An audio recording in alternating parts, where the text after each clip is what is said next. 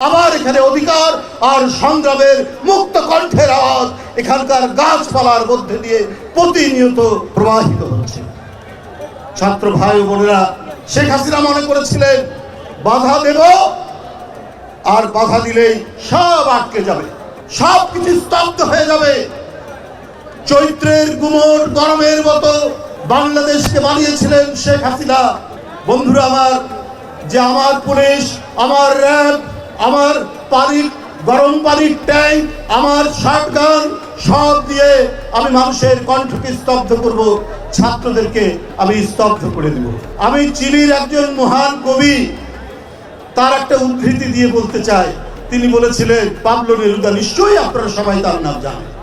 তিনি বলেছিলেন, if you cut the flower you can't stop the spring to come. তুমি ফুল কেটে ফেলতে পারো, কিন্তু বসন্তের আশা তুমি ঠেকাতে পারো না। শেখ হাসিনা, তোমার এত কিছু ছিল, তোমার এত বাহিনী, তারপরে ছাত্রলীগ, যুবলীগ, তারপরেও কিন্তু তুমি গণতন্ত্রের মুক্ত বাতাসে আনার যে সংগ্রাম, সেই সংগ্রামকে তুমি ঠেকাতে পারোনি। ছাত্র জনতার উত্তাল তরঙ্গ তুমি ঠেকাতে পারোনি। যে জুলাইয়ে কিছুক্ষণ আগে আমরা পদার্পণ করলাম, এই জুলাই একটি প্রবাহমান খরস্রোতা আন্দোলনের নদীকে সমুদ্রের মোহনায় উপনীত করেছিল। বন্ধুরা আমার, সেই উপনীত হওয়ার দিন আজকে। সেই মোহনায় আমাদের বিজয়ের পথের একটি নতুন স্থাপনা হচ্ছে আজকে। এই জুলাই বেই আগস্টের 5 তারিখে শেখ হাসিনার পতন হয়েছে। বন্ধুরা আমার, তাই আমাদেরকে যে শহীদ হয়েছেন ছাত্র দলের প্রায় শতাধিক, তাই না, 143 জন শহীদ হয়েছে। এর উপরে আরো ছাত্র, আবু সাইদ থেকে মুগ্ধ, ওয়াসিম আকরাম চট্টগ্রাম, কার কথা বলবো, ফাইয়াজ, কার কথা বলবো। বন্ধুরা আমার, এই সমস্ত আলোক পিয়াসী শিশুরা তাদের আত্মদান করে গেছে। এরা তো শুধুমাত্র সাময়িকভাবে স্মৃতির জন্য নয়, ওরা আমাদের প্রত্যেকের মনে, আমাদের মনের আকাশে ধ্রুব তারার মতো ওরা জ্বলজ্বল করবে। আমাদের ধ্রুব তারার মতো তাদেরকে আমাদের মনে রাখতে হবে। আজকে আপনাদের জাতীয়তাবাদী ছাত্র দলের এই যে শহীদ মিনারের আলোক প্রজ্বলনের মধ্যে দিয়ে আমি মনে করি যে আমাদের 36 দিনের বিএনপির যে কর্মসূচি, সেই কর্মসূচির এখানে শুভ সূচনা হলো। আমরা এই প্রজ্বলনের আলোকের পথ ধরে আমরা প্রত্যেকটি কর্মসূচি সফল করব।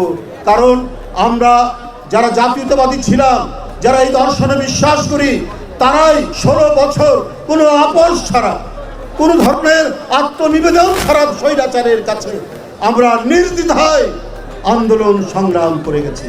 আমাদের জনি নেই, আমাদের জাকির নেই, কত অদৃশ্য হয়ে গেছে আমাদের কাছ থেকে, কত গুম খুন হয়েছে এই ছাত্র দলের ছেলেরা শেখ হাসিনার পেটুয়া বাহিনীর শিকারে। তাই বন্ধুরা আমার, গণতন্ত্রকে আমরা বুকে লালন করি। একজন কবি বলেছেন যে জীবনের চেয়ে দামি হচ্ছে স্বাধীনতা। আমরা সেই স্বাধীনতাকে লালন করব, আমরা সেই মুক্তিকে লালন করব, আর সেই স্বাধীনতার পতাকা পথ পথ করে উড্ডীন করে রাখবে জাতীয়তাবাদী ছাত্র দলের ছেলেরা।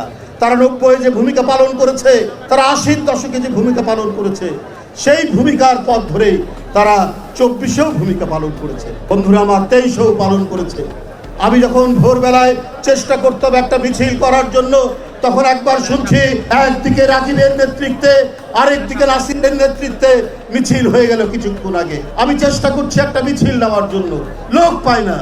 তারপরে দেখি 2-1টা করে ছাত্র দলের ছেলেরা আমার কাছে আসে। হঠাৎ আমি দেখি যে ডাক্তার আওয়াল, তারপরে রাজু, এই ধরনের অনেকে আসছে।